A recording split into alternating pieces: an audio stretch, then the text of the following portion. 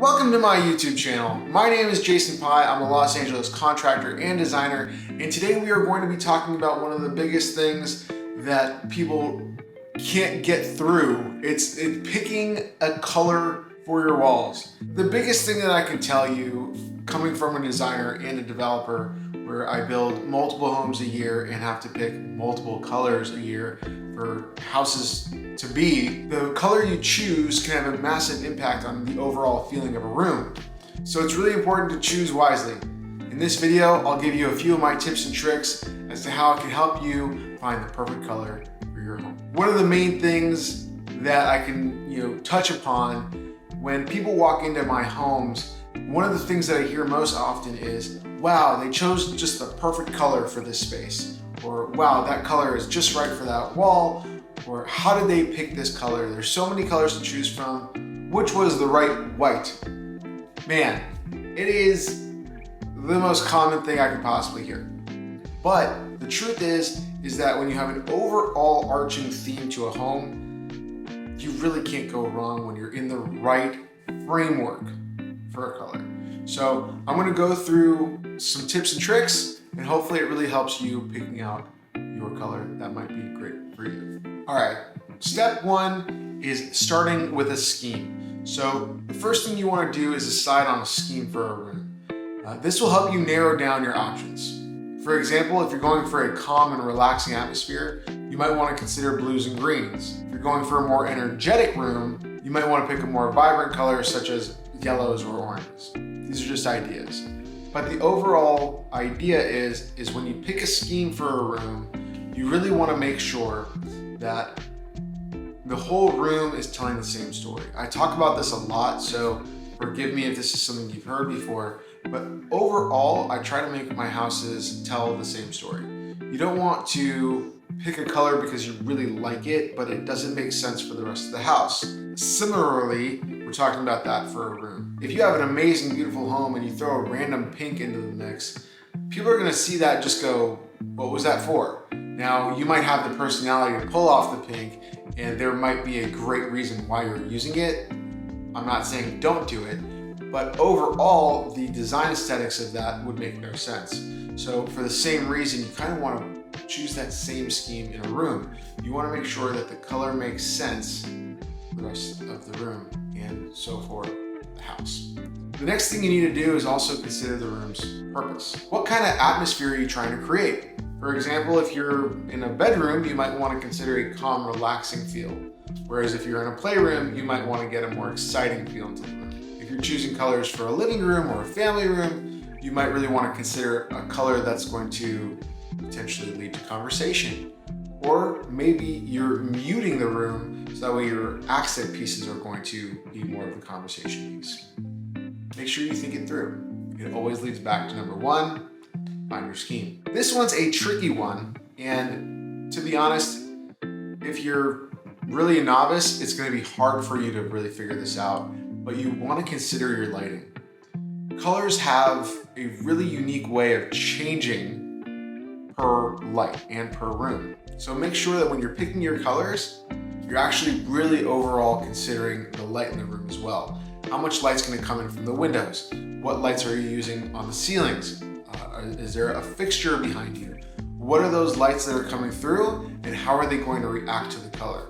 A really easy way for you to do this is actually just to take those lights, put them under a lamp, and test the colors. Take a swatch of your paint colors and just kind of put them by the light and kind of see how they change. And as long as you like the dynamic color range that it's providing, you'll be good. But if you're like, oh, in this kind of light it looks a little pink, and this kind of light it looks a little orange, and this kind of light it looks a little bit whatever that you're not fond of, don't use that color. Number 4 is something that I struggle with, but I'm trying really hard to do it more. And that is to not be afraid of colors. Sometimes people hesitate using colors because it could be overpowering, or you could be worried about the color choice that you picked. Does it fit the right theme? Is it really the right move for the space? But don't be afraid to pick a color. A bold color can be a great way to make a statement for a room. And the truth is, if you really don't like it, you can always change it. I would recommend that if you're gonna go bold and try to pick a color, start with an accent wall first, because that's gonna give you the ability to change it quicker if you really don't like it, or really give a sense of feeling of how that color is gonna feel in the space before you go ahead and paint the whole entire room. Number 5 is a really simple one: take your time. Choosing the color of your walls is a big decision, so it's important that you take your time to really make sure you're happy with it. Don't feel rushed to make a decision. Consider all your options first. The easiest way to do that is with my number 6 tip: use swatches. Don't be afraid to order paint colors, order samples. They have really cool sticker pads now that you can actually, they come in a 1x1. You can actually just stick it on the wall and kind of see what that color is going to look like. It's really easy to do, and if you're going to spend thousands of dollars on paint, you might as well get a few samples on the wall so you can really see it in person and really know how that's going to feel in your space. This is a really important step, and I urge everyone that I design homes with to make sure that they really do this. You could also just really trust your designer and make sure that they're picking the right colors for you, but overall, even when I'm dealing with clients, I still do this thing. I still pick samples because it's still really important for the clients to see the home, and especially if you're doing it yourself, you really want to make sure that you're making the right move. Number 7, be mindful of the room's existing elements.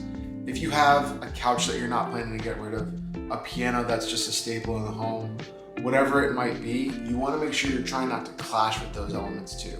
It wouldn't make any sense for you to add different colors into the space if you're not planning on moving these pieces. Overall, you really want to make sure that the color that you choose complements everything inside the room, not having everything inside the room complement the color. Number 8, if you're really struggling to get some inspiration, this is something I do often. I take many walks every single day. It's going outside. Get inspiration from nature. Nature is a great source of inspiration. You can see colors forming and triangulating on each other. What a tree looks like, the multiple colors of the leaves, how those colors are blending and matching together, the grass, all these elements, even grays like the asphalt and the concrete. You can really see how colors are coming together and how they're really going to work for your home. Number 9. This is a really neat trick that many people don't even know about, but there's actually something called a color wheel. I'll show you what that looks like in a B-roll footage, but overall this color wheel is kind of like a designer's secret weapon.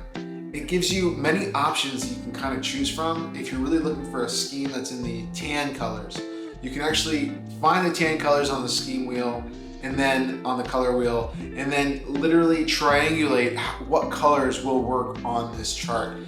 Especially if you're a novice or just getting started and you really want to make sure that you're leading your clients or you're leading yourself in the right direction, a color wheel is a great way to use that tool because you literally can't make a mistake using it. It's scientifically proven to work. And obviously, number 10, this is for all the people out there who just really don't have the time to put in the work.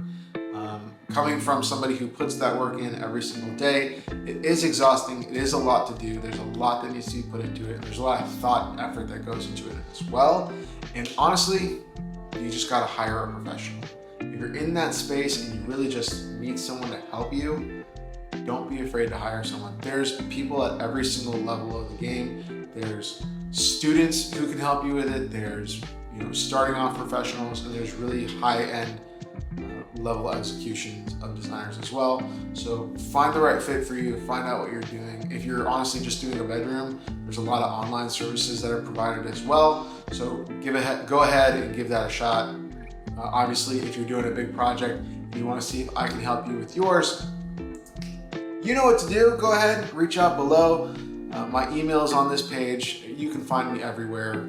Follow me on Instagram, subscribe here. I do want to remind you, overall, it's really important to keep in mind that paint is relatively inexpensive and easy to change. If you choose colors you don't like or that don't quite fit the room, you can always paint over it. So have fun with the process, enjoy what you're gonna do, and don't be afraid to take risks. The key is to choose a color that'll make you happy, make you excited to come home. Feel free to experiment and don't hesitate to reach out to a designer if you need help. If you like this video, please go ahead, give it a like, subscribe to the channel, and I'll see you on the next video.